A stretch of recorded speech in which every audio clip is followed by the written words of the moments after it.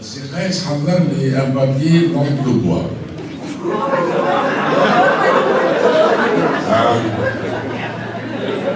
Je vais essayer d'être bref.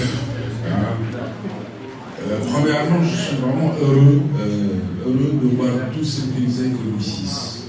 Parce que généralement, la tendance ces derniers temps, je l'ai dit, de nous présenter que des Tunisiens en situation d'échec. Des Tunisiens qui réussissent, j'en ai vu plein. J'étais guidé par l'esprit d'Ouanou, ce Tunisien extraordinaire au 6e siècle, l'agence de qui est allé découvrir le Cornouailles, est allé jusqu'au Cap équatorial, ouvrant la voie à la découverte de l'Amérique un jour. C'est cet esprit d'entreprise, d'aventure, de liberté de nos ancêtres, les Carthaginois. Probablement je passais quelque chose de moins gai. Notre pays qui m'attaque, il a un problème de ressources humaines, un déséquilibre. Moi, j'étais pendant 2 ans ministre de l'Éducation et j'ai vérifié à mes dépens. Aujourd'hui, ce pays souffre d'un grand nombre de chômeurs ayant des diplômes supérieurs, alors que le pays manque énormément de techniciens, de cadres, de bons ouvriers qualifiés, des techniciens et je sais que moi je parle beaucoup avec les industriels du textile, il y a un manque de cadres, un manque de main-d'œuvre. Du tourisme, l'agriculture manque de qualité. Moi, on m'a dit un jour quand même que pour la taille de la vigne, partons, on fait recours dans quelques cépages à des ouvriers qualifiés venant de l'Italie.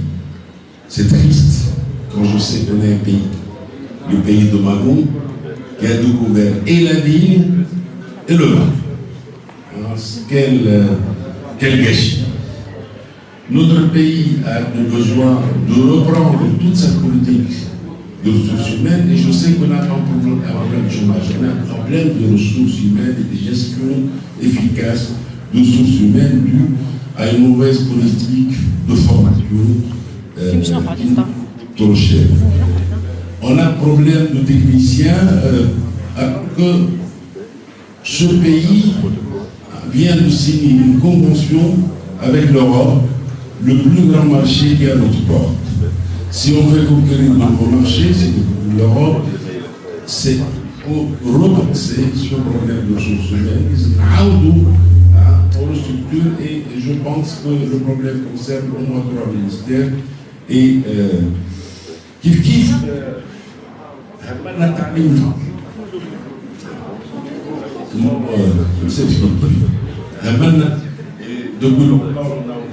l'enseignement des arts. Alors que je sais qu'un des métiers les plus importants dans le métier d'avenir, c'est le métier d'art. On a oublié l'enseignement des arts, de la philosophie, du théâtre, on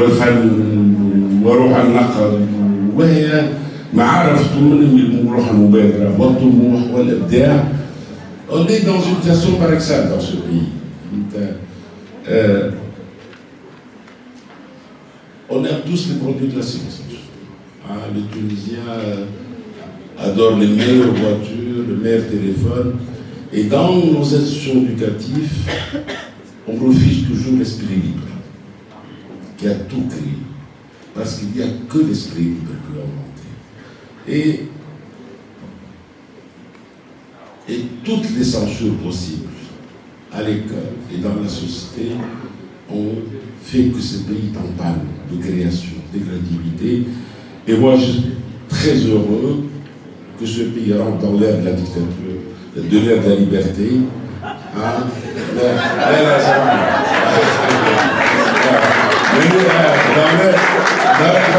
Parce qu'il n'y a que dans la liberté que l'être humain peut s'épanouir.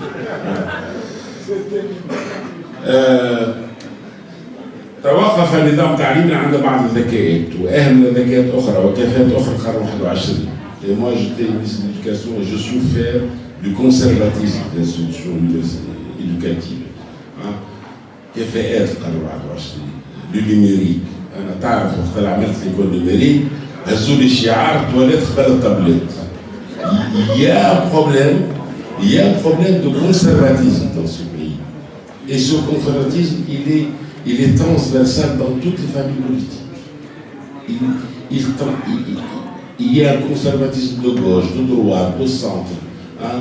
Et ce conservatisme empêche qu'on fait un bond vers le progrès.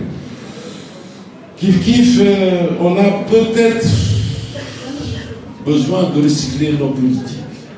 Nos politiciens, ils ont besoin vraiment de formation. Moi, je suis étonné, effrayé de voir toujours les politiciens tunisiens répéter ce mot débile, Nahnu balad saghir. Je n'ai pas compris. On est un pays grand par la géographie. Rien que 1300 km de côte. Rien que ça. Grand par la géographie. Grand plus que trop de pays européens et orientaux. Et on répète toujours. Ou bien ils n'ont pas vu la carte de la Tunisie, ou bien ils la voient jamais. On est un pays grand par la géographie.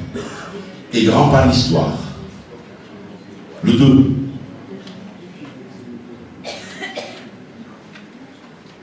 En phénicien,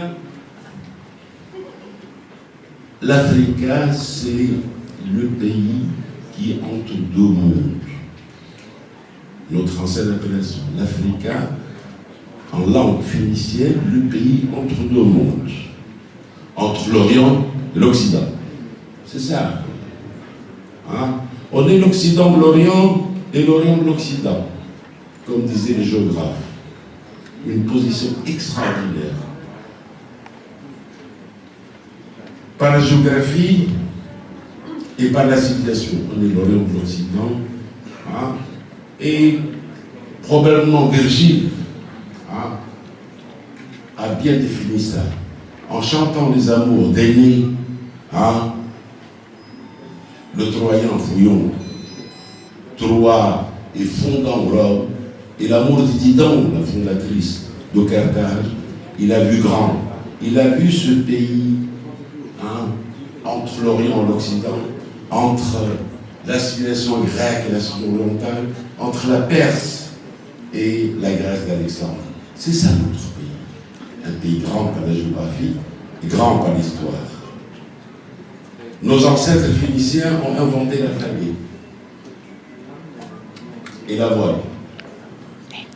La voile qu'on nomme latine actuellement, et ce qui est une voile phénicienne.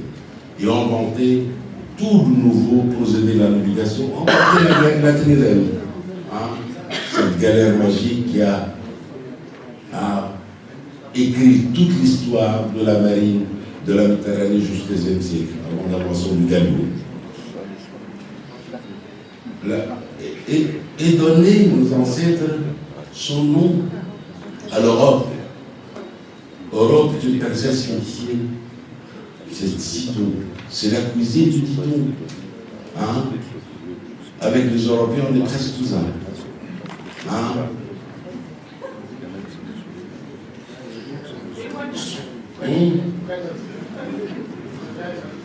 Europe est une Perse phénicienne. On a donné aussi aux Européens le centre de l'alphabet. On m'a toujours rappelé que KLM, qui occupe la moitié de l'alphabet latin, ça vient de Calimée phénicienne. Alors, c'est un pays grand. Ce pays est la portière de l'Afrique. D'ailleurs, on est le seul pays au monde qui a donné un nom à un continent. L'Afrique, la moitié, on dit que la moitié des pays aux plus fortes croissances au monde sont désormais africains. Un foyer de développement extraordinaire sur l'Europe. On est la portière de l'Europe. Moi, quand j'étais plus jeune, peut-être un peu vieux, je prenais avec les serres du Pantéléra à Libya. ça ne dure pas longtemps. Et à l'époque ottomane, le genre de Philippe a ramené leur troupeau paître à Pantaria, qui s'appelait Moussa à ce moment-là. On a une position magnifique, extraordinaire. Hein? Ce pays, donc la portière de l'Europe et l'Afrique et de l'Asie. Parce que l'Asie est au port de l'Égypte, c'est pas très loin. Et nos commerçants et les Tunisiens, moi je suis historien, je travaille sur un artisan de corail tunisien installé au Malabar au Xe siècle. J'ai travaillé sur des épaves bateaux tunisiens du Xe siècle, échoués en Turquie, à Saint-Raphaël, sur la côte française. J'ai travaillé sur une dynastie de marchands, les Bouyounous, Gérbien, qui avait du sucreureur dans toute la Méditerranée.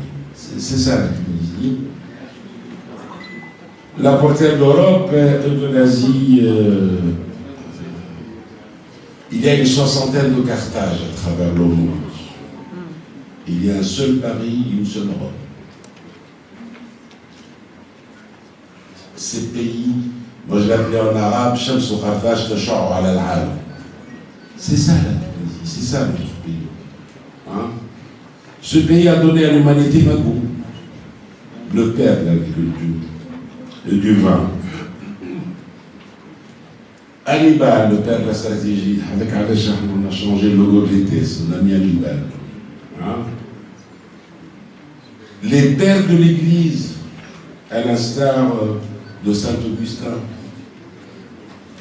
les théologiens, philosophes, Saint-Cyprien, Kyprianus, le père de l'Église latine, il est tunisien. Hein? Fulgence de Rousseau, un des grands de l'Église. Hein? Tertullien, hein, le grand orateur chrétien. Macropsycha, le grand théologien. Moi, je suis allé un jour à Kef, je dis, est-ce que vous avez une rue qui s'appelle Macropsycha? Ils ne connaissent pas. Triste. Appelez-nous ça, qui de nous n'a pas dit dans sa jeunesse l'Andorre ou les Macron. Il est tunisien. C'est vrai qu'il est né à l'Andorre, en Algérie, mais il a un pur produit de l'école de Carthage. Abu Ishaq al-Israël, un juif tunisien du 9e siècle, il perd la psychiatrie. Et Ibn Khaldun paye la sociologie. Siné, on a donné... Désolé de vous interrompre. Vous m'avez raconté une anecdote à Carthage. Je lui ai dit, le micro s'il vous plaît. Je lui ai dit que notre thème, tout est un problème de ressources humaines pour Sinégi. Ce n'est qu'un problème de ressources humaines. Alors je lui ai dit, notre thème, c'est l'épanouissement professionnel et la performance individuelle et collective.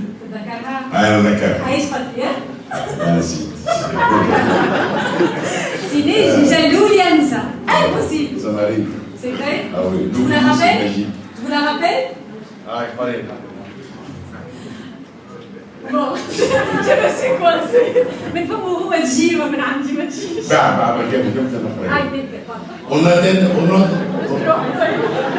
Nos ancêtres des Libous ont donné à l'Égypte une dynastie pharaonique. Au XIe siècle en Jésus. Et on a donné à Rome deux grandes dynasties impériales, les Sévères et les Gordiens. On a donné à l'humanité Septime Sévère et Caracalla, qui a donné la nationalité romaine à toute l'humanité en 212. On a donné à l'islam trois universités prestigieuses. La Zitouna, l'Azhar, désolé pour nos amis égyptiens, ça a été fondé des gens de Mehdi, je suis originaire de cette région, et Al-Kharaoui. Il est donc temps qu'on commence à voir grand. Longtemps, on a vu petit. Il est temps qu'on commence à voir grand, très grand, et de traiter d'égal à égal avec les autres. Moi, j'ai toujours à mes collègues européens, parce que j'ai fait mes études en Europe, je ne suis pas sureuropéen. Je suis brillant parce que je suis l'héritier de toute une accumulation d'intelligence humaine qui a commencé des Berbères et jusqu'aux Français. On est brillant, on est grand. Dommage, nos politiciens ont voulu qu'on voit petit. Hein? Alors, commençons à voir grand et traiter d'égal avec les autres, de Tunisiens qui brillent partout. Car on est un grand pays. Et pour voir grand, il faut repenser notre politique de ressources humaines et penser au secteur porteur où l'intelligence tunisienne peut s'épanouir, à l'instar des énergies renouvelables. C'est extraordinaire, ce pays est doté l'agroalimentaire, hein, des métiers d'Internet, des métiers d'art, l'industrie liée à nos ressources, l'industrie liée au phosphate.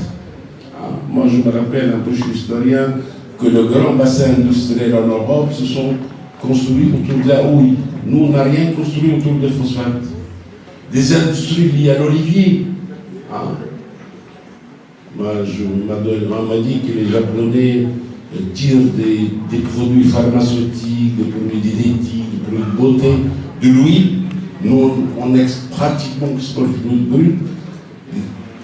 On n'a plus le droit d'être un pays exportateur de matières premières et d'eau, parce que c'est extraordinaire. Les Tunisiens, hein, dès l'Antiquité, ont inventé. Il y a des choses sympas. Les Tunisiens ont inventé le savon. Au moins, ils ont obtenu un produit de l'huile. Hein? Et pour un pays qui a inventé le savon, nos rues sont tellement sales. Mesdames et messieurs, votre rencontre se déroule à Mamet, que je nommais un jour Jardin des Cantiques. J'ai un petit livre sur Mamet. C'est l'héritière de l'Antique Tunisie, une ville majestueuse, une berbero-romain qui s'appelait Tunisie, que nos ancêtres mettaient sous la protection de la déesse Tanit. Tanit, la phénicienne, si vous allez au musée de Bardo, vous allez voir cette Tanit en 3D, la Tanit phénicienne, la Tanit grecque et la Tanit romaine, hein, qu'on appelait Cybèle. Symbole de cette dette d'accueil, de rencontre, de paix, qui a inventé l'individu. La plus grosse invention de nos ancêtres, c'est l'individu. Les 4 juin, on va dire. Les 4 juin ont sorti d'être du cadre tribal. En inventant l'individu, on invente la liberté. Et on invente, hein, la créativité. Nos ancêtres qui ont inventé l'individu et qui ont donné à l'humanité la première constitution, celle de Carthage, vantée par Aristote, et qui a donné à l'humanité une de première république. Et je suis heureux que, malgré tous les devoirs de notre révolution, la révolution nous donnait une nouvelle république, une république où l'être humain retrouve sa dignité, retrouve sa liberté, parce que sans dignité et sans liberté ou sans respect de l'espèce humaine, on ne peut pas évoluer en matière de ressources humaines et en matière de création. Merci.